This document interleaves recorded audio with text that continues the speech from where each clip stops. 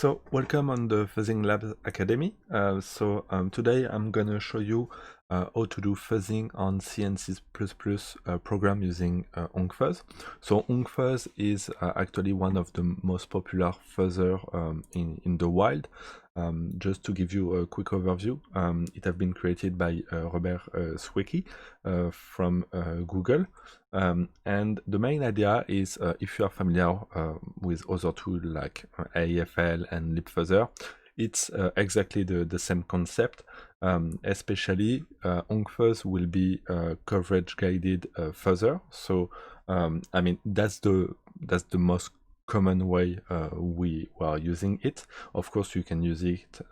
You can use this tool without instrumentation and so on, but usually that's the way it works. So the main idea, we have Honggfuzz. We're gonna compile Honggfuzz. We will get the Honggfuzz binary, and we will also get some additional binaries, and those binaries will actually be wrapper around the around some compilers like Clang or GCC compiler. So those wrapper will actually do some extra stuff, and this extra stuff is adding some instrumentation routine directly on the code you are doing the compilation. So the main idea is we have a target, so that's what we're gonna do. We're gonna select one target, and I select readelf, the binutils readelf for this example. So we're gonna take readelf, we're gonna compile readelf with those specific Honggfuzz compilers, and it will compile the binary as usual, but in addition to that, it will add some instrumentation routine inside the code. Then we're gonna launch Honggfuzz on this specific target, and each time some fuzzing input will trigger some new path, it will update the corpora of Honggfuzz, and we will go deeper and deeper into that. So that's the basic idea with coverage guided fuzzing. So as I mentioned, we're gonna first compile Honggfuzz. So if you take a look at the link below, or you have directly access to this specific cheat sheet. So you have all the commands directly inside. So first of all, of course, you are cloning the Honggfuzz repository, and you are compiling Honggfuzz. So everything is already done on my side, but that's the idea. Then we're gonna do a git clone of the binutils project. So as you can see, it's not directly inside GitHub. It's not stored on GitHub, so it will be binutils GDB. So once you have that, it will be on this folder. So in the same way, I already compiled everything just to be more fast and not make you wait. So after that, you need to overwrite cc and cxx environment variable. So that's the environment variable where you have the path to your C or C++ compiler, so GCC, Clang, or whatever. So in that case, I'm pointing that into, as you can see, the Honggfuzz folder, hfuzz cc, and hfuzz Clang, and hfuzz Clang++. So the specific Honggfuzz Clang Honggfuzz version that is available right there, that have been compiled previously. Then once it's done, so let me do that with you, and will be simpler. Okay, so everything is done. After that, we are doing configure. So it will configure the stuff. So everything is already done for me, so it should maybe fail. I got some configure error. Oh yeah, it's because I'm not on the proper folder for the Honggfuzz, so I need to be on this folder. I'm setting the environment variable properly. Okay, and then I can go inside the binutils folder and configure. Okay, so everything is working well, and then you are compiling everything with the make, and you can provide some number of processor you want to use. Also, in that case, I'm compiling the complete binutils, that means all the binutils program using that. So I will not, I mean, all the targets will be compatible with Honggfuzz and not only readelf. Maybe there is some specific stuff in the makefile just to compile readelf. Let me check, maybe readelf, yeah. Yeah, I don't know if there is some specific make command only for readelf, but yeah, whatever. So you can just do that, and actually it should be quick since I already done that previously. So let's wait a bit, let's see. And then we're gonna use nm, and we're gonna do that directly on the binutils readelf binary. And what we're gonna do by doing that is searching for the Hfuzz string. That's very important to verify that, because imagine that you actually do some bad stuff previously regarding especially the like the setting of the CC and the CXX environment variable. You're gonna maybe still use Clang, and everything will be compiling properly and so on. So that will look correct to you. But when you're gonna do launch the fuzzing process, it will actually not fail, but it will actually give you some error saying that no instrumentation feedback loop is inside the binary, and that's an issue. So to prevent that, we want to be sure everything works well, and the instrumentation routine are inside the binary. So that's what we are doing with this specific command line. So okay, everything seems to be good. So let's do nm, and as you can see, we have some function, Hfuzz trace, compare, instrument init, and so on. So we have some stuff, some available function inside the binary. Perfect. So right now, what we're gonna do is actually run Honggfuzz. So there it's the target with some additional instrumentation routine, but we still need to run the proper fuzzer, the one that will fork, launch some thread with the targeted program, monitor what is happening, selecting which files will be processed to which thread, and so on. So all the fuzzing logic, I will say. So for that, we're gonna use Honggfuzz, and Honggfuzz is actually already compiled in the Honggfuzz folder. So it's right there, this one. You can do Honggfuzz-help maybe. Oh no, I was using ls. Okay, so as you can see, it's running. You have all the different usage. Also for the usage, I really invite you to take a look at this usage.md directly on the file. You have everything, and especially you have some example command, and that's pretty useful for that. So as I mentioned, we have the Honggfuzz binary. We're gonna provide an input folder. So inside, we're gonna provide some corpora, some files, and even actually the fuzzer, when it's gonna run, each time it will reach a new state, as I mentioned, it will store this specific file inside this input folder for a later usage, because that's an interesting sample, and it will help to go deeper and deeper into the code. Then we have --, and we are providing the targeted program, so in that case readelf. Then we are specifying which command we want to use for readelf. So in that case, I was using the basic file header, but ideally you can maybe do like a -a, that will be the -all. You can maybe just select some specific command that you are interested on, and so on. Then we have 3_, sorry, file 3_, and that means Honggfuzz will actually replace this input file by directly the input file you're gonna provide. Okay, so I already create an input file and do some stuff. So let me create a new one, mkdir inputs readelf, for example. So I'm creating a new folder. So this folder, as you can see, is completely empty.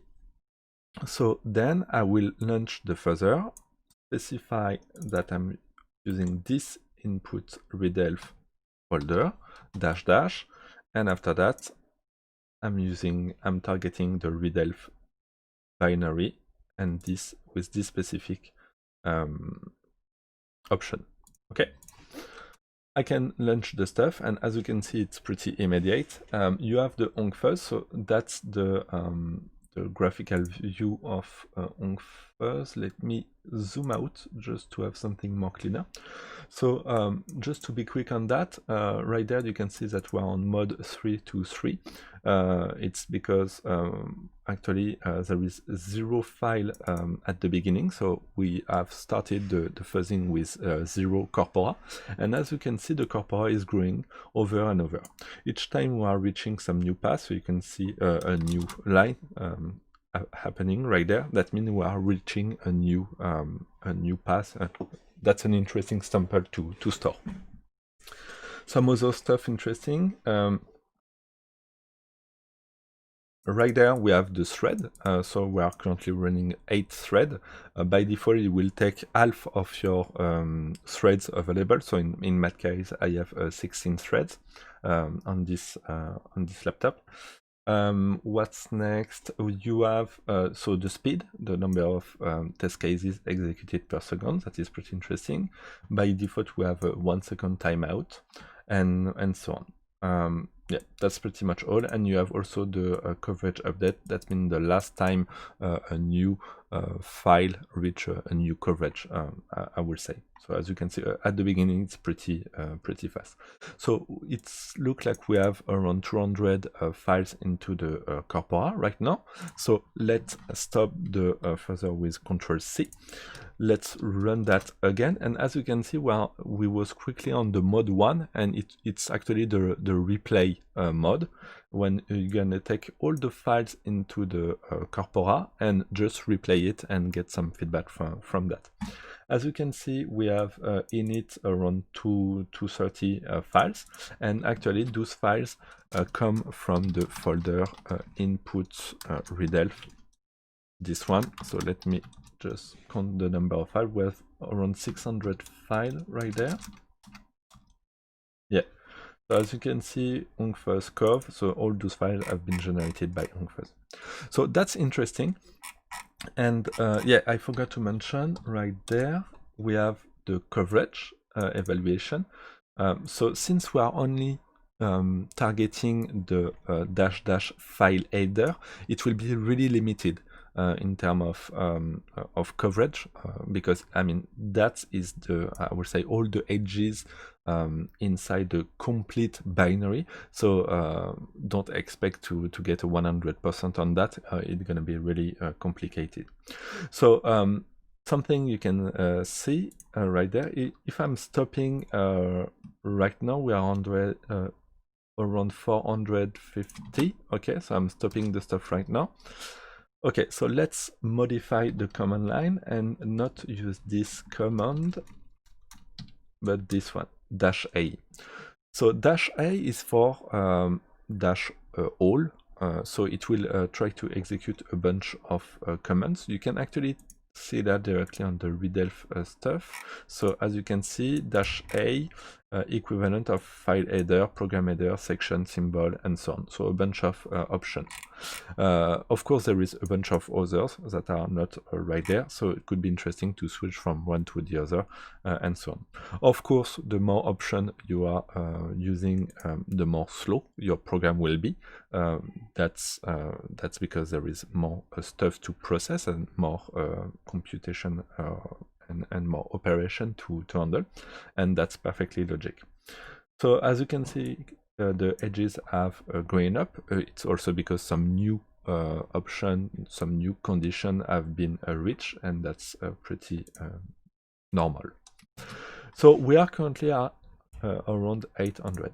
So that's perfect. That's perfect. You are actually able to fuzz a program. That's something really basic. I mean, as you can see, we have not written one single piece of C or C++ line of code.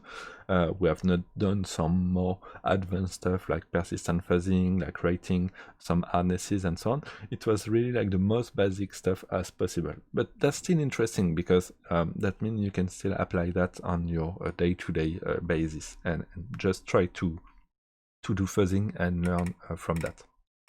So if you, my best advice, if you are starting fuzzing, so you will maybe do something like that, but at some point, I mean, it's gonna be really complicated to find bugs if you are only doing that.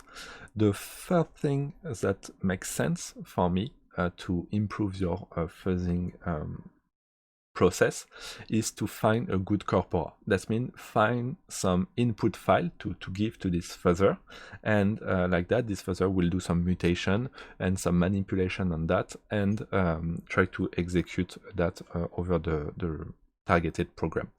That will be really useful because of course, I mean, in that case it's a ELF binary, so you can have really a bunch of different ELF file. I mean, the ELF format is not really complicated, but I mean, there is multiple section and so on, and multiple stuff that can be tricky. So it could be really interesting if you are able to just find a set of a sample of interesting file. And actually I'm on Ubuntu, and I'm actually running Linux right there. So that's, I mean, my system is full of this ELF file. So I create a tiny script right there, and this script will basically search inside my system all the files that are executable. For the size, it's not really good. It should be minus. So I'm looking for files that are less than 1K. It's just for, I mean, I don't want to copy two bigger files, because that means the fuzzer will process them and take them into memory and so on. So it will be kind of slow. So let's define that for the moment. Then what I'm doing, I'm gripping on ELF, and if it's an ELF file, so I'm using file, and typically if I'm doing file on, let's do Honggfuzz, you will see that I'm getting that it's an ELF, so I'm searching for this specific string. So if it's an ELF, it's okay, and then I will copy that directly into my input folder. So let's do that right now. Let's just modify input to input readelf. Okay, and let's run that. So of course you will get some permission denied and so on, but whatever. So let me check if everything is working well. I can take a look at the directory right there. So I have a bunch of files that are actually the Honggfuzz files, but the naming is pretty easy because it's like a hashing character. So let's look right there. So for the moment nothing is there. Okay, nothing there for the moment. Permission denied. Okay, it's failing. Why it's failing? Let me check.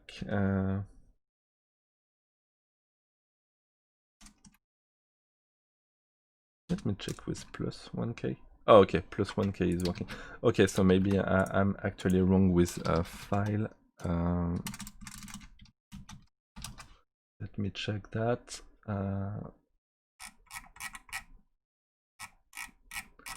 I'm looking for size.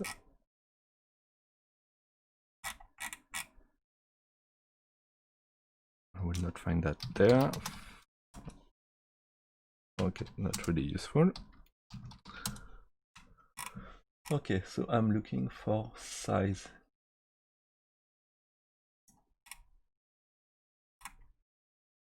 Okay, whatever. Let's just for files size. Okay, so I'm looking for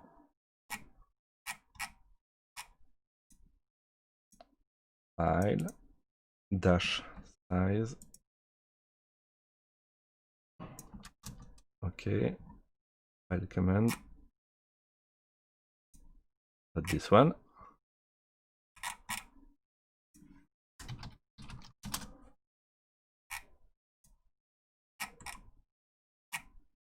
Okay, and search for size. Okay, that's so shitty that we don't have any proper manual for that. Okay, whatever. Okay, whatever. You get the idea. Let me check if it's actually working as I was expecting. Inputs, readelf. Let's check for there is a file named freebd. Okay. Okay, and this one is 24 kilobyte. Okay, so that's actually plus 1K. So I still need to check why we don't have. Oh, maybe we have. Yeah, that's maybe true. That okay. Let me check something else. Let me check if we are not putting 1K, because I suppose the syntax is correct actually. So let's put minus 10K. Okay, and we're gonna create a new folder for that. Input 10K. Just to be sure the command line is working as I expect it to work. So minus 10K. 10K. Okay, let's see. Let's see if we get something. So I suppose it will maybe be better like that. So input 10K. Yeah, as you can see, we get some stuff going on right there. So that's nice. So yeah, the main issue was just because it looked like there is no files under 1K that are executable and an elf. In a way, it makes sense. It will be like a really tiny binary in that case. Okay, perfect. So good. So in that case, let's just. So I still have some bigger file on the stuff, but yeah, actually it doesn't really matter. So let me just rerun the fuzzer, and in that case, I will run Honggfuzz, and I will provide not this folder. Actually, I can provide this folder, and you will see that the coverage is going up. We have the feedback driven by run. We have 3000 files right now. Before that, it was like around 600, I think. So it's taking some time to process everything, and as you can see, the speed is less than it was previously because of that. And yeah, that's just growing and growing. So it's this one for the moment, and let's move on and use this other one, this 10K folder. And yeah, as you can see, 80 files was in there. And we are getting some. We are already on the running of the fuzzer, and the coverage is going up pretty quickly. That's definitely not the best because I have only this one, but as you can see, that's one way to grab some corpora and getting more coverage and providing more advanced samples to the fuzzer. So that's pretty much all for this this tutorial. I hope you like it. You have directly everything right there on the cheat sheet. And if you want to contact me, don't hesitate to ping me on Twitter. Also, you can check the other links on the description, and you will get access to, for example, my Telegram channel, where I'm putting like on a daily basis all the fuzzing blog posts and resources that I'm finding, and this kind of stuff. So just check on the description, and thank you.